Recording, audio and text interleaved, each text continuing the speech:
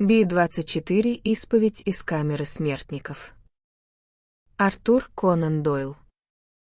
Я рассказал свою историю, когда меня схватили, но никто не стал меня слушать.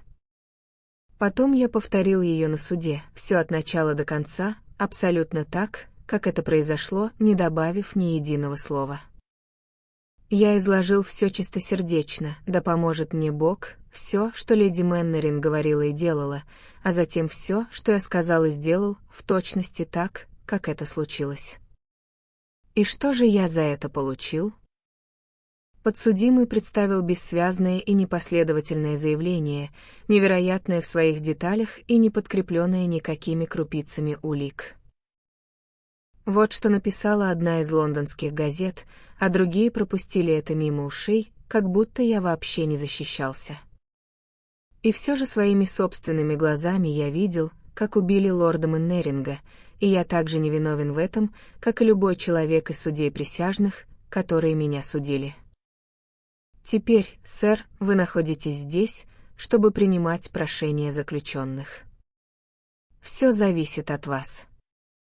Все, о чем я прошу, это чтобы вы прочитали это, просто прочитали, а затем навели справки другие о личном характере этой леди Мэннеринг, если она все еще носит то имя, которое у нее было 3 года назад, когда к моему несчастью и гибели я пришел с ней встретиться. Вы могли бы нанять частного детектива или хорошего адвоката, и вы быстро узнали бы достаточно, чтобы убедиться, что моя история правдивая. Подумайте, какая это будет слава для вас, когда все газеты напишут, что произошло бы чудовищное судебное заблуждение, если бы не ваша настойчивость и ум. Это должно стать вашей наградой, поскольку я бедный человек и ничего не могу вам предложить. Но если вы этого не сделаете, пусть вам больше никогда не спится спокойно в вашей постели. Пусть не пройдет ни одной ночи, чтобы вас не преследовала мысль о человеке, который гниет в тюрьме из-за того, что вы не исполнили долг, за который вам платят. Но вы сделаете это, сэр, я знаю. Просто наведите 1-2 справки, и вы скоро поймете, откуда дует ветер. Помните также, что единственным человеком, который выиграл от этого преступления, была она сама, поскольку оно превратило ее из несчастной жены в богатую молодую вдову. Вот конец ниточки в ваших руках, и вам нужно только пойти по ней и посмотреть, куда она ведет.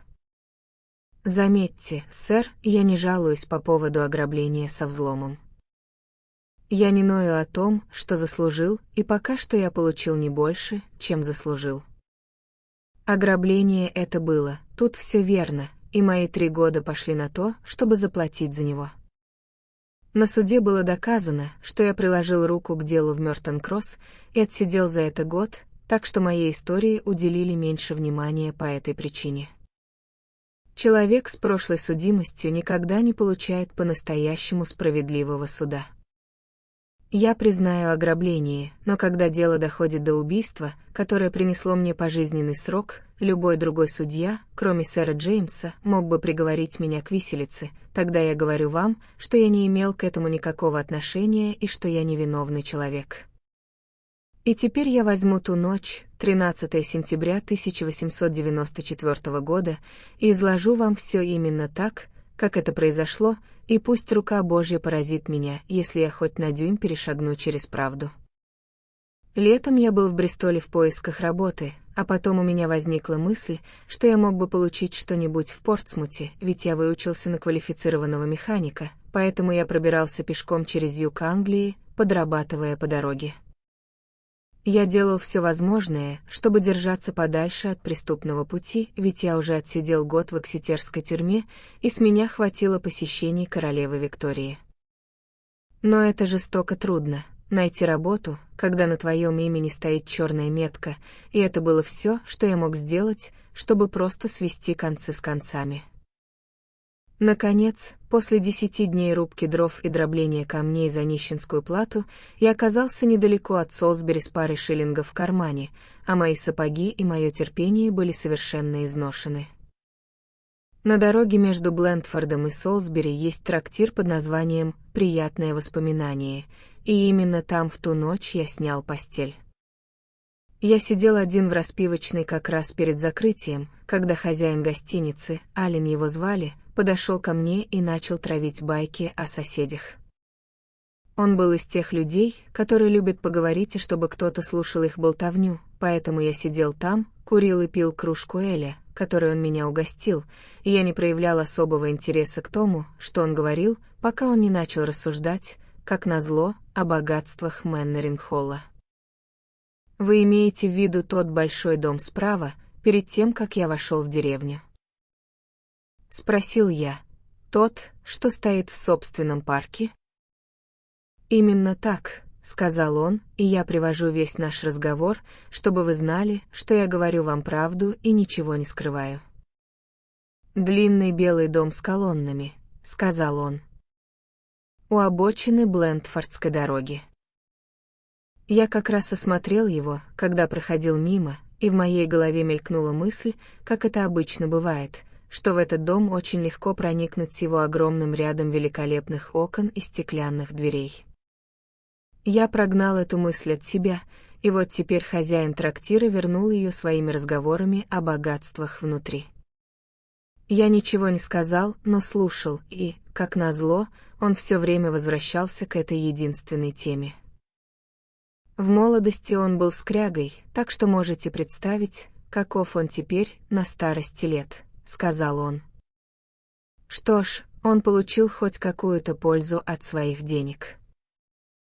Какую пользу он мог извлечь, если он их не тратит? Спросил я.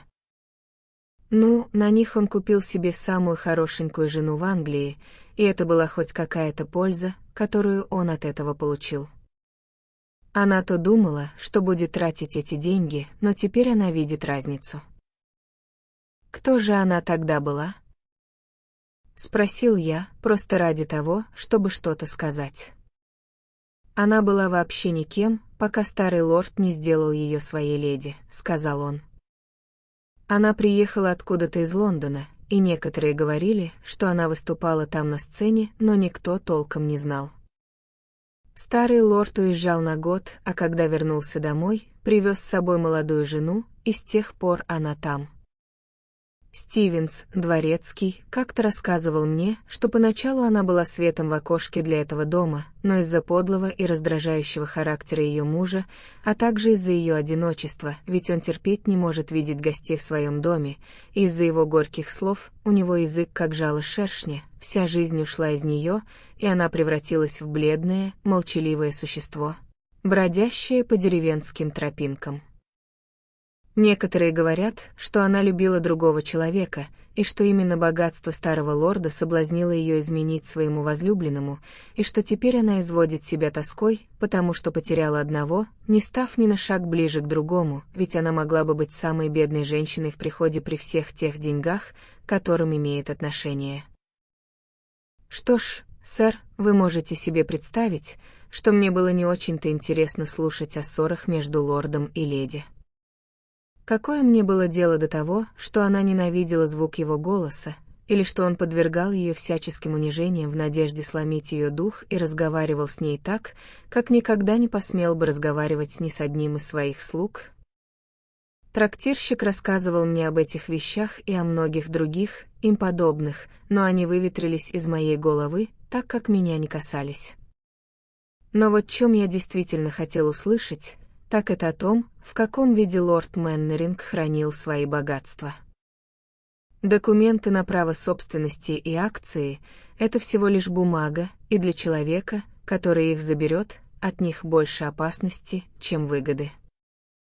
А вот металл и камни можно рискнуть. И тут, словно отвечая на мои сокровенные мысли, трактирщик рассказал мне о великолепной коллекции золотых медалей лорда Мэннеринга, о том, что она была самой ценной в мире, и что, по подсчетам, если бы их положили в мешок, самый сильный человек в приходе не смог бы его поднять. Тут его позвала жена, и мы с ним разошлись по своим постелям. Я не пытаюсь как-то оправдаться, но я прошу вас, сэр, держать все факты в уме и спросить себя, мог ли человек подвергнуться более жестокому искушению, чем я. Я смею утверждать, что мало кто смог бы устоять против этого. В ту ночь я лежал на своей постели, отчаявшийся человек без надежды и работы, с последним шиллингом в кармане. Я пытался быть честным, но честные люди повернулись ко мне спиной. Они попрекали меня воровством и в то же время подталкивали меня к нему. Меня подхватило течением, и я не мог выбраться. И к тому же это был такой шанс. Огромный дом, весь утыканный окнами, золотые медали, которые так легко можно было переплавить. Это было все равно, что положить буханку хлеба перед голодающим человеком и ожидать, что он ее не съест. Какое-то время я боролся с этим, но все было бесполезно. Наконец я сел на край кровати и поклялся, что в эту ночь я либо стану богатым человеком и смогу навсегда покончить с преступностью, либо на моих запястьях снова окажутся кандалы. Затем я натянул одежду и, оставив на столе шиллинг, ведь трактирщик хорошо ко мне отнесся, и я не хотел его обманывать, выбрался через окно в сад гостиницы. Вокруг этого сада была высокая стена, и мне пришлось повозиться, чтобы перелезть через нее, но как только я оказался на другой стороне, все пошло как по маслу. На дороге я не встретил ни единой души, а железные ворота аллеи были открыты. В сторожке никто не шевелился. Светила луна, и я видел, как огромный дом мерцает белизной сквозь арку из деревьев. Я шел по ней около четверти мили, пока не оказался у края подъездной дорожки, которая заканчивалась широкой, посыпанной гравием площадкой перед главной дверью. Там я стоял в тени и смотрел на длинное здание, в каждом окне которого сияла полная луна, серебря его высокий каменный фасад. Я сидел там на корточках некоторое время и думал, где мне будет легче всего войти. Угловое окно сбоку казалось самым незаметным, и над ним густо свисала завеса из плюща. Очевидно, там был мой лучший шанс. Я пробрался под деревьями к задней части дома, а затем пополз в черной тени здания. Залаяла и загремела цепью собака, но я стоял и ждал, пока она не успокоится, а затем снова двинулся украдкой, пока не подошел к окну, которое выбрал. Удивительно, как беспечны люди в сельской местности, в местах, далеких от крупных городов, где мысль о грабителях никогда не приходит им в голову. Я называю это введением бедного человека в искушение, когда он, не замышляя ничего дурного, прикладывает руку к двери и обнаруживает, что она распахивается перед ним. В данном случае все было не так плохо, но окно было всего лишь закреплено обычной защелкой, которую я открыл толчком лезвия своего ножа. Я как можно быстрее поднял окно, затем просунул нож в щель ставни и приоткрыл ее. Это были складные ставни, и я толкнул их перед собой и вошел в комнату. «Добрый вечер, сэр». «Добро пожаловать», — произнес голос. В моей жизни бывали потрясения, но ни одно из них не сравнится с этим. Там, в проеме ставней, на расстоянии вытянутой руки, стояла женщина с маленьким зажженным восковым фитилем в руке. Она была высокой, прямой и стройной, с прекрасным белым лицом, словно высеченным из чистого мрамора, но ее волосы и глаза были черными, как ночь. Она была одета в какой-то белый халат, спадавший до самых ног, и из-за этого одеяния и ее лица казалось, будто передо мной стоит небесный дух. Мои колени затряслись, и я ухватился одной рукой за ставню, чтобы обрести опору. Я бы повернулся и убежал, если бы у меня нашлись силы, но я мог только стоять и смотреть на нее в упор. Вскоре она снова привела меня в чувство. «Не бойтесь», — сказала она, и это были странные слова, которые хозяйка дома должна была сказать грабителю. «Я увидела вас из окна своей спальни, когда вы прятались под теми деревьями, поэтому я спустилась вниз, а затем услышала вас у окна. Я бы открыла его для вас, если бы вы подождали, но вы справились сами, как раз когда я подошла». Я все еще держал в руке длинный складной нож, которым открыл ставню. Я был небрит и заляпан грязью после недели, проведенной в дороге. В общем, мало кто захотел бы столкнуться со мной наедине в час ночи, но эта женщина, даже если бы я был ее возлюбленным, встречающим ее по свиданию, не смогла бы посмотреть на меня более приветливым взглядом. Она положила руку мне на рукав и увлекла в комнату. «Что это значит, госпожа?» «Не пытайтесь играть со мной в какие-то игры», — сказал я самым грубым тоном, а я умею напустить на себя грубость, когда захочу. «Вам же будет хуже, если вы выкинете какой-нибудь трюк», — добавил я, показывая ей свой нож. «Я не стану выкидывать никаких трюков», — сказала она. «Напротив, я ваш друг и хочу вам помочь». «Простите, госпожа, но мне в это трудно поверить», — сказал я. «С чего бы вам хотеть мне помочь?» «У меня свои причины», — сказала она, и вдруг ее черные глаза вспыхнули на белом лице. «Это потому, что я ненавижу его, ненавижу.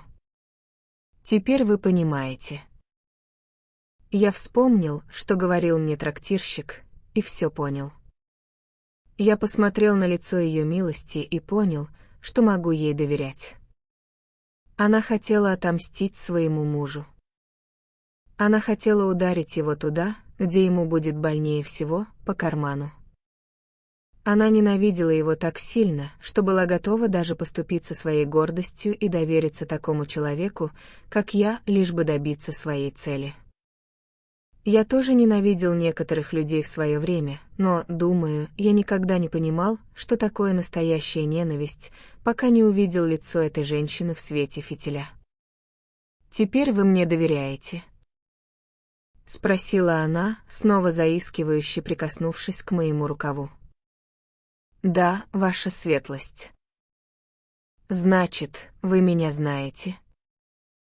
«Я могу догадаться, кто вы». Осмелюсь сказать, что о моих обидах судачит все графство. Но какое ему до этого дело? Его волнует только одна вещь во всем мире, и ее-то вы и можете отнять у него в эту ночь. У вас есть мешок? Нет, ваша светлость. Закройте за собой ставню. Тогда никто не увидит свет.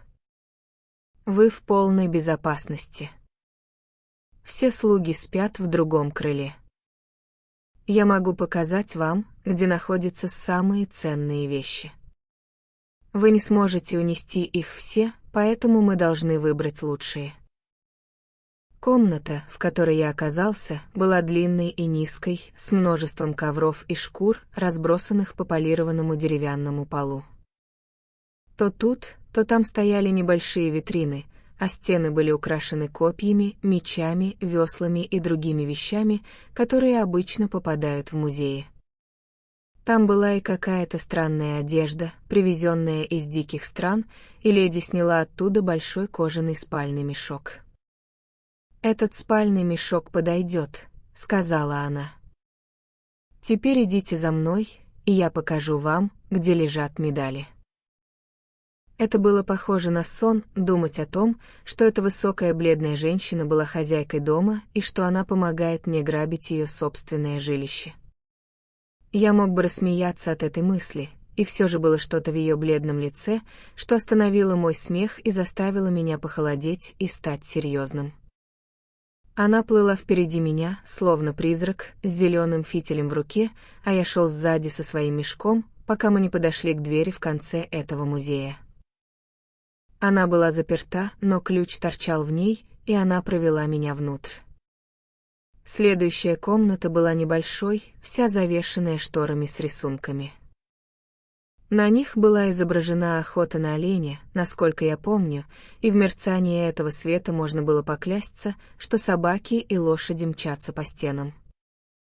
Единственным другим предметом в комнате был ряд витрин из орехового дерева с латунными украшениями. У них были стеклянные крышки, и под этим стеклом я увидел длинные ряды тех самых золотых медалей, некоторые из которых были размером с тарелку и в полдюйма толщиной, и все они покоились на красном бархате, светясь и поблескивая в темноте. У меня просто руки чесались добраться до них, и я просунул нож под замок одной из витрин, чтобы взломать ее. «Подождите минуту», — сказала она, положив руку мне на плечо. «Вы можете получить кое-что получше этого». «Я более чем доволен, госпожа», — сказал я, «и премного благодарен вашей светлости за любезную помощь». «Вы можете получить кое-что получше», — повторила она. «Разве золотые суверены не были бы для вас ценнее этих вещей?» «Ну, конечно», — сказал я, — «это лучше всего». «Что ж», — сказала она, — «он спит как раз над нашей головой. Нужно подняться всего лишь по одной короткой лестнице. Под его кроватью стоит жестяной ящик с деньгами, которых хватит, чтобы заполнить этот мешок. Как же я смогу забрать его, не разбудив его? Какое значение имеет, если он проснется?» Она очень пристально посмотрела на меня, когда говорила это. «Вы могли бы помешать ему закричать». «Нет, нет, госпожа, я в таком не участвую». «Как вам угодно», — сказала она. «По вашему виду я подумала, что вы отважный человек, но я вижу, что ошиблась. Если вы боитесь рискнуть ради одного старика, тогда, конечно, вы не можете получить золото, которое лежит под его кроватью. Вы сами лучше знаете свое дело, но я думаю, что вам лучше заняться каким-нибудь другим ремеслом. Я не возьму убийство на свою совесть. Вы могли бы одолеть его, не причинив ему вреда. Я никогда ничего не говорила об убийстве. Деньги лежат под кроватью. Но если вы малодушны, то лучше вам и не пытаться». Она так воздействовала на меня, отчасти своим презрением, отчасти этими деньгами, которые она держала перед моими глазами, что, я думаю, уступил бы и попытал счастье наверху, если бы не заметил, как ее глаза следили за борьбой внутри меня. Это было сделано в такой лукавой, злобной манере, что становилось очевидно. Она твердо намерена сделать меня орудием своей мести и не оставит мне другого выбора, кроме как причинить старику вред или попасться ему в руки. Она вдруг почувствовала, что выдает себя, и ее лицо изменилось на добрую, дружелюбную улыбку, но было слишком поздно, так как я уже получил свое предупреждение. «Я не пойду наверх», — сказал я, — «у меня есть все, что мне нужно здесь». Она посмотрела на меня с презрением, и никогда еще ни одно лицо не могло выразить это яснее. «Очень хорошо. Вы можете взять эти медали. Я была бы рада, если бы вы начали с этого конца. Полагаю, все они будут иметь одинаковую ценность, если их переплавить, но именно эти — самые редкие и, следовательно, самые драгоценные для него. Ломать замки нет необходимости. Если вы нажмете на эту латунную ручку, то обнаружите, что там есть секретная пружина. Вот так. Возьмите сначала вот эту маленькую, она для него дороже всего на свете». Она открыла одну из витрин, и все эти прекрасные вещи предстали передо мной. Моя рука уже лежала на той, на которую она указала, как вдруг ее лицо изменилось, и она подняла вверх один палец в знак предупреждения. «Тише!» — прошептала она. «Что это?» Далеко-далеко, в тишине дома, мы услышали тихий, шаркающий, волочащийся звук и далекий топот ног. Она в одно мгновение закрыла и заперла витрину. «Это мой муж», — прошептала она. «Все в порядке. Не волнуйтесь. Я все улажу. Сюда. Быстро, за гобелен». Она затолкнула меня за расписные шторы на стене, мой пустой кожаный мешок все еще был у меня в руке. Затем она взяла свой фитиль и быстро вышла в комнату, из которой мы только что пришли. Оттуда, где я стоял, я мог видеть ее через открытую дверь. «Это ты, Роберт!» — крикнула она. Свет свечи проникал через дверь музея, и шаркающие шаги приближались все ближе и ближе. Затем в дверном проеме я увидел лицо, крупное, тяжелое лицо, все в морщинах и складках, с огромным изогнутым носом и парой золотых очков, закругленных на нем. Ему приходилось запрокидывать голову назад, чтобы видеть сквозь очки, и этот огромный нос торчал впереди него, словно клюв какой-то птицы. Он был крупным человеком, очень высоким и грузным, так что в своем просторном халате его фигура, казалось, заполняла весь дверной проем. Вокруг головы у него была копна седых вьющихся волос, но лицо было гладко выбрито. Его рот был тонким, маленьким и чопорным, спрятанным под длинным, повелительным носом. Он стоял там, держа свечу перед собой и глядя на свою жену со странным, злобным блеском в глазах. Достаточно было одного этого взгляда, чтобы понять, что он любит ее так же сильно, как и она его. «Это еще что такое?» — спросил он. «Очередная капризная выходка? Что значит это брожение по дому? Почему ты не идешь спать?» «Я не могла уснуть», — ответила она. Она говорила вяло и устало. Если когда-то она и была актрисой, то не забыла своего призвания. «Позволю себе предположить», — сказал он тем же насмешливым голосом, что чистая совесть — прекрасное средство для сна. «Это не может быть правдой», — ответила она, «потому что вы то спите очень хорошо». «В моей жизни есть только одна вещь, которой стоит стыдиться», — сказал он, и его волосы встали дыбом от злости, так что он стал похож на старого какаду. «Ты лучше всех знаешь, что это такое. Это ошибка, которая принесла с собой свое собственное наказание. Мне так же, как и вам. Помните об этом. Тебе-то уж точно ни на что жаловаться. Это я опустился, а ты поднялась. Поднялась. Да, поднялась. Полагаю, ты не станешь отрицать, что сменить мюзик-холл на Мэннеринг-холл — это продвижение по службе. Каким же дураком я был, когда решил вытащить тебя из твоей настоящей среды. Если вы так думаете, почему бы нам не расстаться? Потому что тайное несчастье лучше публичного унижения. Потому что легче страдать из-за ошибки, чем признать ее. И еще потому, что мне нравится держать тебя в поле зрения и знать, что ты не сможешь вернуться к нему. Мерзавец. Трус и мерзавец. Да, да, моя леди. Я знаю твои тайные амбиции, но этому не бывать, пока я жив, а если это случится после моей смерти, я, по крайней мере, позабочусь о том, чтобы ты ушла к нему нищенкой. Вы с вашим дорогим Эдвардом никогда не получите удовольствия от разбазаривания моих сбережений, и ты можешь с этим смириться, моя леди. Почему эти ставни и окно открыты? Мне показалось, что ночь очень душная. Это небезопасно. Откуда ты знаешь, что на улице нет какого-нибудь бродяги? Известно ли тебе, что моя коллекция медалей стоит больше, чем любая подобная коллекция в мире? Ты к тому же оставила дверь открытой. Что может помешать кому угодно обчистить витрины? Я была здесь. Я знаю, что ты была здесь.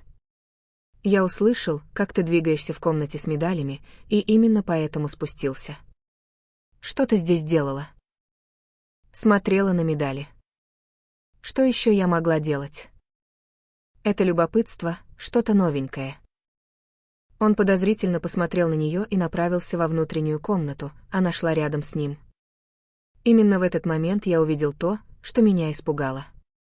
Я оставил свой складной нож открытым прямо на одной из витрин, и он лежал там у всех на виду. Она увидела его раньше, чем он, и с женской хитростью вытянула свой фитиль так, что его свет оказался между глазами лорда Мэннеринга и ножом. Затем она взяла его левой рукой и прижала к своему платью, скрыв от его взгляда. Он осмотрел витрину за витриной. В какой-то момент я мог бы дотронуться рукой до его длинного носа, но ничто не указывало на то, что медали были тронуты, и поэтому, все еще огрызаясь и ворча, он снова уковылял в другую комнату. И теперь я должен говорить скорее о том, что я слышал, нежели о том, что видел, но я клянусь вам, как перед Творцом моим, пред которым предстану однажды, что все сказанное мною — правда. Когда они прошли во внешнюю комнату, я увидел, как он поставил свою свечу на угол одного из столов и сел, но в таком положении, что оказался как раз вне поля моего зрения. Она двигалась позади него, о чем я мог судить потому, что свет ее фитиля отбрасывал его длинную, бугристую тень на пол перед ним. Затем он начал говорить об этом человеке, которого называл Эдвардом, и каждое его слово было подобно разъедающей капле купоросного масла. Он говорил тихо, так что я не мог расслышать всего, но из того, что я слышал, я мог предположить, что она предпочла бы, чтобы ее высекли кнутом. Сначала она отвечала какими-то горячими словами, но потом замолчала, и он продолжал и продолжал этим своим холодным, насмешливым голосом, придираясь, оскорбляя и мучая ее, так что я удивлялся, как она может стоять там в молчании и слушать это. Затем внезапно я услышал, как он сказал резким голосом: «Уйди от меня. Отпусти мой воротник». «Что? Ты посмеешь ударить меня?» Раздался звук, похожий на удар, просто какой-то мягкий глухой стук, а затем я услышал, как он вскрикнул: «Боже мой, это кровь!» Он зашаркал ногами, как будто вставал, и тут я услышал еще один удар, и он закричал: «А, ты, чертовка!» И затих, если не считать копания и плеска по полу. При этом я выбежал из-за своей занавески и бросился в другую комнату, весь дрожа от ужаса. Старик сполз в кресле, а его халат задрался так, что казалось, будто у него на спине вырос чудовищный горб. Его голова, на носу которой все еще держались золотые очки, склонилась набок, а маленький рот был открыт, совсем как у дохлой рыбы. Я не мог видеть, откуда хлещет кровь, но все еще слышал, как она барабанит по полу. Она стояла позади него, и свеча ярко освещала ее лицо. Ее губы были сжаты, глаза блестели, а на щеках проступил румянец. Только этого и не хватало, чтобы сделать ее самой красивой женщиной, какую я когда-либо видел в своей жизни. «Ну вот вы и сделали это», — сказал я. «Да», — сказала она своим спокойным голосом, — «теперь я это сделала». «Что же вы собираетесь делать?» — спросил я. «Вас схватят за убийство, это так же верно, как сама судьба. За меня не бойся. Мне незачем жить, и это не имеет значения. Помоги мне усадить его прямо в кресле. Ужасно видеть его в таком виде». Я так и сделал, хотя меня всего передернуло от холода при прикосновении к нему. Немного его крови попало мне на руку, и мне стало дурно. «Теперь», — сказала она, — «медали с таким же успехом могут достаться тебе, как и кому-то другому. Забирай их и уходи. Мне они не нужны. Я хочу только уйти. Я никогда раньше не был замешан в подобных делах». «Глупости», — сказала она. «Ты пришел за медалями, и вот они в твоей власти. Почему бы тебе их не взять? Никто тебе не помешает». Я все еще держал мешок в руке. Она открыла витрину, и мы вдвоем набросали туда около 100 медалей. Все они были из одной витрины, но я не мог заставить себя ждать больше.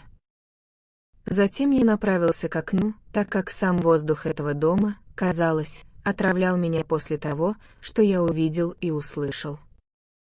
Оглянувшись назад, я увидел, что она стоит там, высокая и грациозная, со светильником в руке, точно такой же, какой я увидел ее впервые. Она помахала на прощание, и я помахал ей в ответ и выпрыгнул на гравийную дорожку. Я благодарю Бога за то, что могу положить руку на сердце и сказать, что никогда не совершал убийства, но, возможно, все было бы иначе, если бы я смог прочитать мысли и помыслы этой женщины. В комнате могло бы оказаться 2 трупа вместо одного, если бы я смог разглядеть, что скрывается за этой ее последней улыбкой. Но я не думал ни о чем, кроме как о том, чтобы благополучно выбраться, и мне в голову не приходило, как она, возможно, затягивает петлю на моей шее. Не успел я сделать и 5 шагов от окна, пробираясь в тени дома по тому пути, по которому пришел, как услышал крик, который мог бы поднять на ноги весь приход, а затем еще один и еще один. «Убийство!» — закричала она. «Убийство! Убийство! Помогите!» И ее голос прорезал ночную тишину, разносясь по всей округе. Этот ужасный крик так и засел у меня в голове. В мгновение ока начали двигаться огни и распахиваться окна, не только в доме позади меня, но и в сторожке, и в конюшнях впереди. Словно напуганный кролик, я бросился наутёк по аллее, но услышал лязг закрывающихся ворот прежде, чем смог добраться до них. Тогда я спрятал свой мешок с медалями под кучей сухого хвороста и попытался сбежать через парк, но кто-то заметил меня в лунном свете, и вскоре за мной по пятам погнались 50 человек с собаками. Я забился в заросли ежевики, но собак было слишком много для меня, и я был даже рад, когда подбежали люди и не дали им разорвать меня на куски.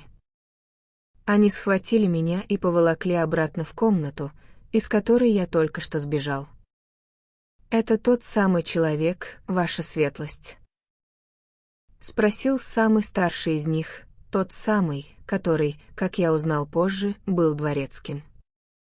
Она склонилась над телом, прижав платок к глазам, а теперь повернулась ко мне с лицом фурии. «А, какая это была актриса!» «Да, да, это именно он!» — закричала она. «А, мерзавец, жестокий мерзавец, так обойтись со стариком!» Там был человек, который, по-видимому, являлся деревенским констеблем. Он положил руку мне на плечо. «Что ты на это скажешь?» — спросил он. «Это она сделала!» Закричал я, указывая на женщину, чьи глаза даже не дрогнули под моим взглядом. «Да ладно тебе. Придумай что-нибудь получше», — сказал констебль, а один из слуг ударил меня кулаком. «Я говорю вам, что видел, как она это сделала». Она дважды ударила его ножом. Сначала она помогла мне ограбить его, а потом убила его. Лакей попытался ударить меня снова, но она подняла руку. «Не трогайте его», — сказала она. «Я думаю, что его наказание можно смело доверить закону». «Я позабочусь об этом, ваша светлость», — сказал констебль. «Ваша светлость действительно видели, как было совершено преступление, не так ли?» «Да, да, я видела это своими собственными глазами. Это было ужасно». Мы услышали шум и спустились вниз. Мой бедный муж шел впереди. У этого человека в руке была одна из витрин. Он бросился мимо нас, и мой муж схватил его. Завязалась борьба, и он дважды ударил его ножом. Вот, вы можете видеть кровь на его руках. Если я не ошибаюсь, его нож все еще торчит в теле лорда Меннеринга. Посмотрите на кровь на ее руках. Закричал я. Она придерживала голову его светлости. «Ты, лживый негодяй», — сказал дворецкий. «А вот и тот самый мешок, о котором говорила ее светлость», — сказал констебль, когда вошел конюх с тем самым мешком, который я выронил во время бегства. И внутри него медали. Для меня этого вполне достаточно.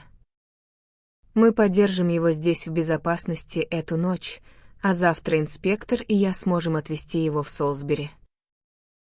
«Бедное существо», — сказала женщина.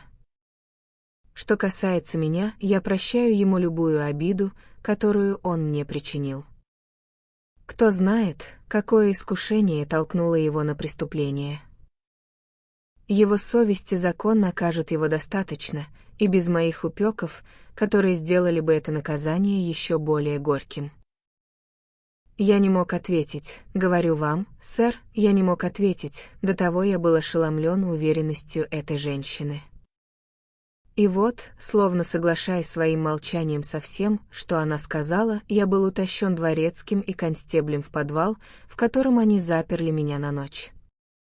Вот, сэр, я и рассказал вам всю историю событий, которые привели к убийству лорда Меннеринга его женой в ночь на 14 сентября 1894 года. Возможно, вы отложите мое заявление в сторону, как это сделал констебль в Меннеринг Тауэрс или позже судья на окружном выездном суде. А возможно, вы увидите, что в моих словах звучит правда, и дадите этому делу ход, и тем самым навсегда прославите свое имя как человека, который не жалеет личных усилий ради торжества справедливости.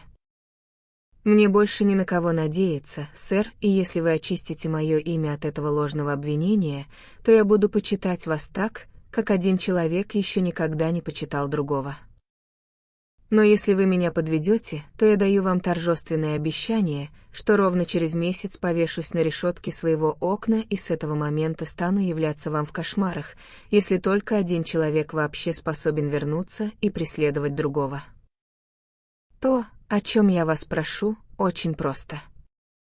Наведите справки об этой женщине, понаблюдайте за ней, узнайте ее прошлое, выясните, как она использует доставшиеся ей деньги и существует ли на самом деле человек по имени Эдвард, как я и утверждал. Если из всего этого вы узнаете хоть что-то, что раскроет ее истинный характер или покажется вам подтверждением рассказанной мною истории, то я уверен, что могу положиться на вашу доброту сердца, и вы придете на помощь невиновному человеку.